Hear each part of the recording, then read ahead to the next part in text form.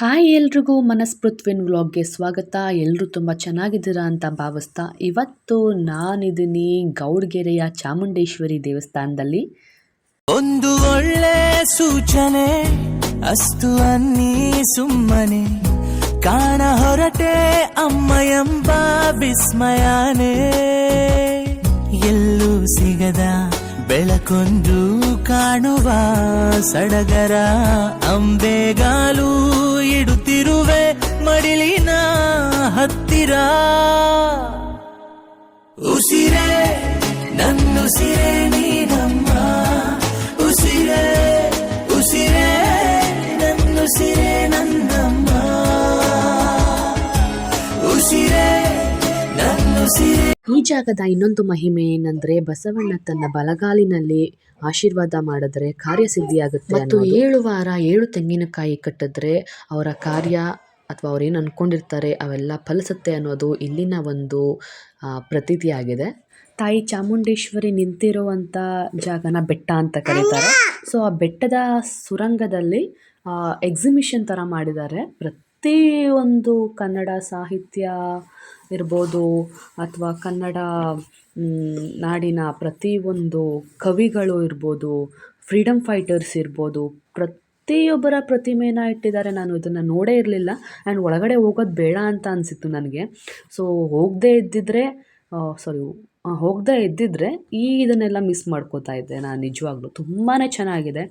ಪ್ರತಿಯೊಬ್ಬರೂ ಇದ್ದಾರೆ. ಕಿತ್ತೂರಾಣಿ ಚೆನ್ನಮ್ಮ ಆಗಿರ್ಬೋದು, ಒನಕೆ ಓಬವ್ವ, ಕನಕದಾಸರು ಆಗಿರ್ಬೋದು, ಪ್ರತಿಯೊಬ್ಬರ ಪ್ರತಿಮೆನೂ ಮಾಡಿಟ್ಟಿದ್ದಾರೆ. ತುಂಬಾ ಚೆನ್ನಾಗಿದೆ. ಯಾರಾದರೂ ಈ ಜಾಗನ ನೋಡಿಲ್ಲ ಅಂದರೆ ಪ್ಲೀಸ್ ದಯವಿಟ್ಟು ಹೋಗಿ ನೋಡಿ. ಇದಕ್ಕೆ ಟಿಕೆಟ್ ಅಂದರೆ ಟಿಕೆಟ್ ತೊಗೊಳೋಕ್ಕೆ 50 ರೂಪೀಸ್ ತೊಗೊತಾರೆ ಒಬ್ರಿಗೆ. ತುಂಬಾ ಚೆನ್ನಾಗಿದೆ. ಪ್ರತಿಯೊಂದು ಇಟ್ಟಿದ್ದಾರೆ ಇಲ್ಲಿ. ಸೊ ನೋಡೋಕ್ಕೆ 2 ಕಣ್ಣು ಸಾಲದು ಹಾಗಿತ್ತು ಜಾಗ ಅಂತೂ.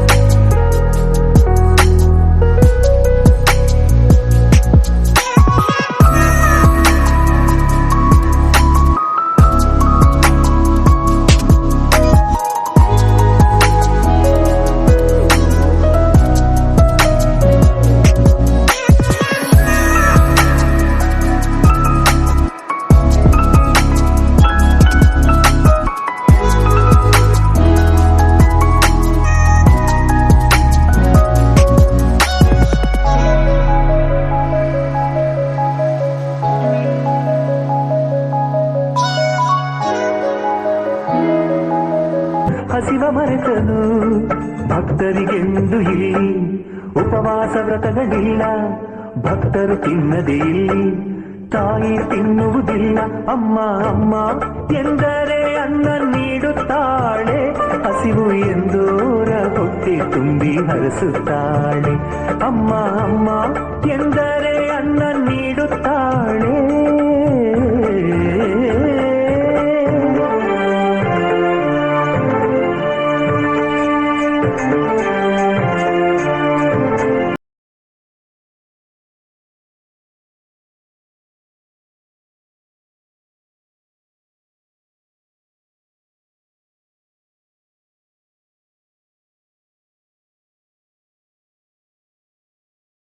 ಯಾರೆಲ್ಲ ನನ್ನ ಚಾನಲ್ನ ನೋಡ್ತಾ ಇದ್ದೀರಾ, ಪ್ಲೀಸ್ ಲೈಕ್ ಮಾಡಿ, ಶೇರ್ ಮಾಡಿ, ಕಮೆಂಟ್ ಮಾಡಿ ಅಂತ ಹೇಳ್ತಾ ಇವತ್ತಿನ ನನ್ನ ವ್ಲಾಗ್ನ ಮುಗಿಸ್ತಾ ಇದ್ದೀನಿ. ಮತ್ತೆ ಮುಂದಿನ ವ್ಲಾಗಲ್ಲಿ ಭೇಟಿ ಆಗ್ತೀನಿ ಅಂತ ಹೇಳ್ತಾ ಥ್ಯಾಂಕ್ ಯು ಸೋ ಮಚ್.